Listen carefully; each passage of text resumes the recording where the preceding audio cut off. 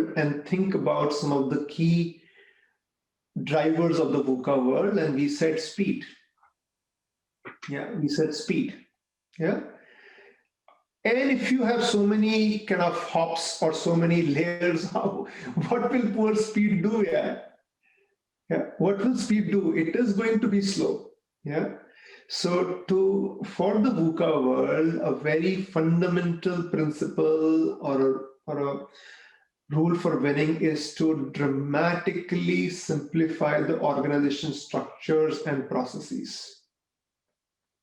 If you want to achieve speed, you have to dramatically simplify them.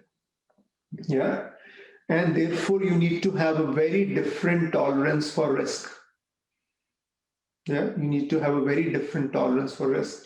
It doesn't mean that risk is irrelevant. Risk is still relevant. Yeah.